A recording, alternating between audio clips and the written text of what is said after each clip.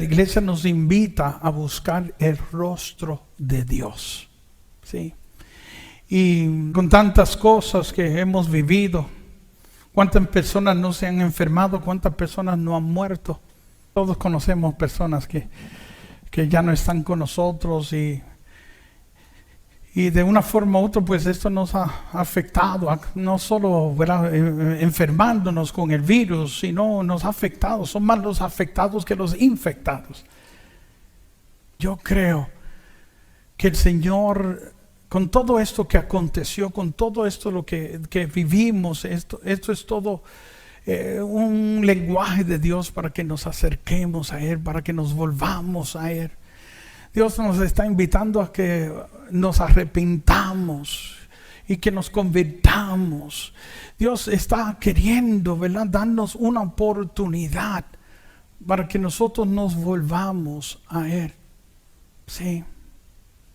Yo creo que todo esto es un lenguaje y no solo eso, ¿verdad? Yo creo que todo esto es hasta una advertencia de cosas peores que pueden ocurrir o suceder. Y que Dios nos está llamando a través de esta circunstancia a que nos volvamos a Él de nuevo. ¿Sí? Interesante cómo este país incluso fue el más afectado de todos. Sí, porque sabes que ese país de cierta forma pues ha sido muy mal agradecido con Dios. Sabes que esta nación fue fundada en la palabra de Dios. Esta nación fue fundada por personas que no querían abandonar su fe, personas que fueron perseguidas, se refugiaron, llegaron a este país y aquí fundaron un país nuevo, creyendo en el Dios de Israel y adoptando la palabra de este Dios como su ley. Sí, con mucho temor a este Dios. Creyeron en Él. Y las promesas de Dios son verdaderas, y por eso les hablaba de la importancia de la palabra de Dios, porque las promesas de Dios son verdaderas. Y lo que Dios promete se tiene que cumplir, se tiene que manifestar. Y a veces nos cuesta creer en la palabra de Dios porque creemos que la palabra de Dios es como la palabra del hombre.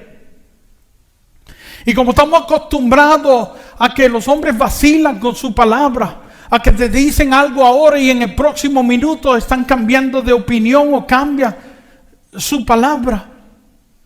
Pues a veces creemos que la palabra de Dios es inestable como la del hombre. Pues no es así. Primero, Dios no es hombre para mentir, dice la Biblia. Y la palabra de Dios ya está establecida. Y lo que Dios promete se tiene que cumplir. Y la otra cosa es que Dios le dio poder a su palabra para que se haga. Muy diferente a la palabra del hombre.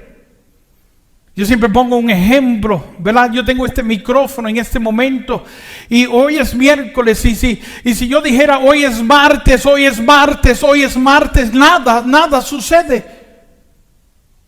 Pero si Dios tomara este micrófono y dijera hoy es martes siendo miércoles, las manos del reloj se tienen que hacer hacia atrás y se tiene que hacer martes porque así lo dijo Dios. Y esa es la diferencia. Sí. Y lo importante de nosotros conocer esta palabra que viene a empapar la tierra, que viene como cae el agua, como cae la nieve, viene a fecundar. ¿Para qué? Para así como el agua y la nieve cae, que empapa la tierra, que hace fecundar, que hace crecer las cosas, así la palabra de Dios ha venido a nosotros. Sí, para nosotros poder dar frutos también. Sí, yo creo que a veces nos cuesta creer, revelar la palabra de Dios porque creemos que es como la palabra del hombre y no, ni se compara, hermano. Pero necesitamos, ¿verdad? Entrar en ella. Y yo creo que todo eso que estamos viviendo, que todo esto que está aconteciendo, es un llamado de Dios para que volvamos a Él, para que de nuevo pues no regresemos a Él. Este país que fue tan afectado creyó en el Dios de Israel y creyó y adoptó la palabra de este Dios, sus promesas, su ley como un manual de vida, y las promesas de Dios son verdaderas, y empezó a manifestarse en bendiciones a este país. ¿Sabes que este país es uno de los países más jóvenes y en tan poco tiempo creció y se convirtió en la nación más poderosa del planeta, más próspera, más poderosa del planeta? Si todo el mundo, la Biblia dice que todo el mundo verá que los ojos de Dios están sobre nosotros. Yo estaba escuchando unas palabras que decía el presidente de Rusia, y quedé en shock con lo que este hombre decía. Él decía que la caída de Estados Unidos iba a ser cuando Estados Unidos quitara su mirada de Dios. Había sido bendecido porque creyó en Dios, porque tenía fe en este Dios, porque aceptó a Jesucristo como el Mesías, como el Señor. Y por eso que Dios lo había bendecido. Pero la caída de este país iba a ser cuando quitaran su mirada de Dios, abandonaran la fe. Que eso es lo que hoy en día está aconteciendo aquí. Sí. Ya, mi querido hermano, este país pues se ha creído tan grande que cree que ya no tiene necesidad de Dios, que ya no necesita a Dios. Es como la lectura de Noé, y comienza esa lectura hablando que Dios se había arrepentido de la creación. Sí, ¿por qué? Porque desde el momento que Adán y Eva se separaron de Dios, en ese momento pues el hombre empezó a creerse de que no necesitaba a Dios, que podía vivir sin este Dios, que Dios no era necesario. Ese es el peor error que tú y yo podemos cometer, mi querido hermano: pretender de que podemos vivir una vida sin Dios. La Biblia dice que si Dios no está en la construcción, si Dios no está en la obra es en vano. Lo primero que, cuando nosotros queremos aventurar a cualquier cosa, lo primero que debemos hacer es acudir a Dios, orar y pedirle a Dios discernimiento por eso, y pedirle a Dios permiso por eso. Y si es de Dios, Dios lo va a hacer prosperar. Sí.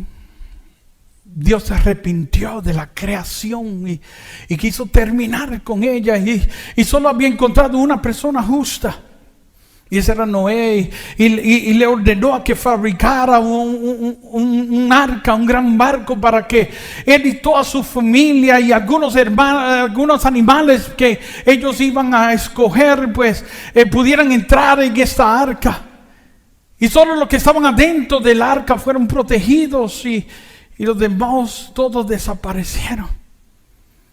Yo me pongo a pensar, ¿verdad? Si Dios se había arrepentido de la creación en aquellos tiempos, ¿cómo estará el pensamiento de Dios en este momento con cada uno de nosotros?